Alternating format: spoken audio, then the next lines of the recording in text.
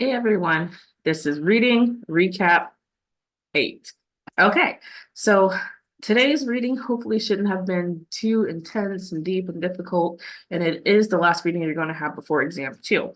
So if we look at what we have for week 5, we'll start off at page 211. 211 is a cool story for studying, just skip it. Okay, then we go over to page 212. You don't need to focus on anything until you get to 7.1, where it talks about isolating genes for study or cloning. We're going to go over this in lecture. It's really, really important. On page 213, you see that there's 5 different steps for cloning. I want you to know these 5 steps so you can come back to the book, refer to them, refer to your notes, refer to how we go over them in class. What I do want to point out about these 5 steps is that steps 4 and 5 are things you already know. Basically, number 4 is transformation. Number 5 is selection. And we went through this from lectures 1 all the way through 7. You know about transformation and selection. And the new pieces are going to be steps 1 through 3, and we will talk about that in class today.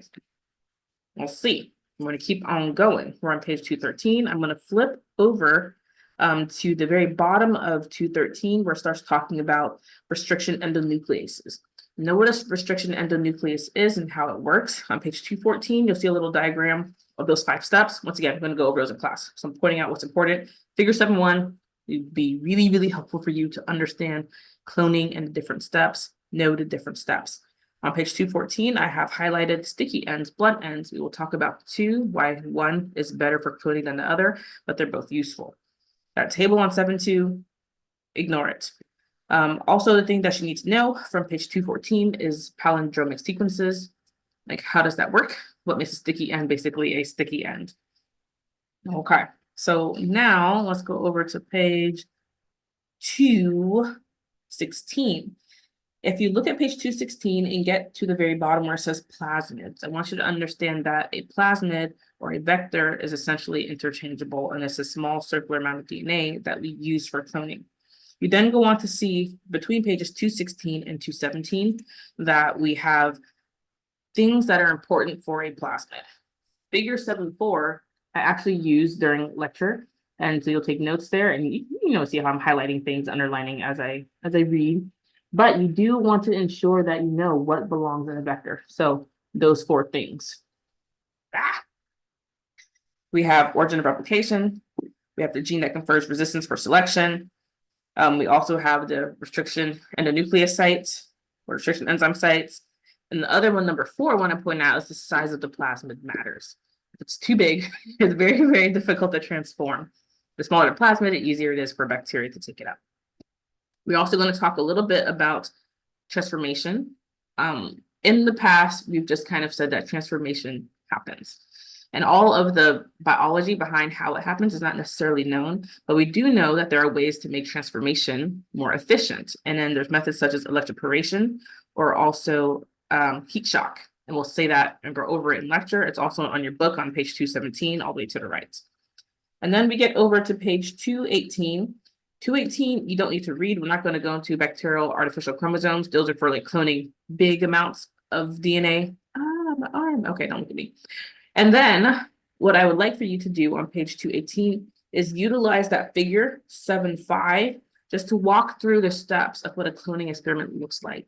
This will really help your understanding if you get what is in this figure. Okay, so that's the first big chunk of reading. And then page 250.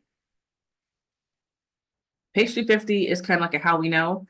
It's great background, but for studying, just give it. Okay, so now let's go to page 226. 226, starting at Sanger, method identifies nucleotide sequences in cloned genomes. This whole section is all well and good, but what I really want you to do is look at figure 711. Show this to you. Figure 711. You need to understand how this process works.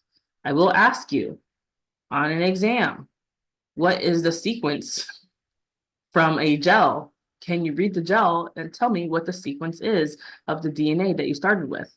I will also ask you questions about what DT-NTPs are and what happens if we use them inappropriately in sequencing. So understand how this is done. Capiche? Capiche. Okay. We are now on 228. So 228 basically is an extension of understanding genomic sequencing and how it's a little bit more high throughput by using fluorescent probes. We'll talk about it in class. Now we are going to go to 232.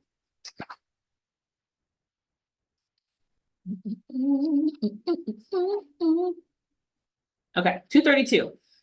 Really, the only important thing on this page is expression vector. What makes an expression vector different from just a plasmid? Expression vector allows us to study the actual protein and allows a host to express a protein that is not native to it. Okay, cool. Now, we're to our very last page. Oh, no, we're not. We already did 226, right? Yeah, we did that already. Can you just double check, make sure I'm not cheating you of any information. Okay, cool. Yeah. Oh my gosh, y'all. This is the last page that we're going to read together. So let's see what it is. Is it important? Is it not important? It's 252, another how we know. So this is a really great story about how we understand a lot about the phenotype and genotype of green fluorescent protein. This is one of the most widely used molecular tools in all of like cell microbiology.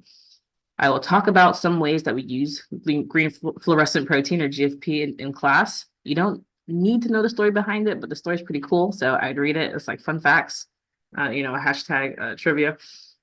The green fluorescent protein and all of its derivatives, the ones that are more stable, ones that fluoresce different colors. We engineer them, put them in cells. We use them in mice, we use them in bacteria. We stick them to proteins, we express it in like by itself. We do a lot with green fluorescent protein. But that is it. And that's the end of the material that will be on exam 2. So happy reading, happy studying. And I will see you all today. I will see you Thursday, and I'll be watching you for the rest of the quarter. All right. Bye.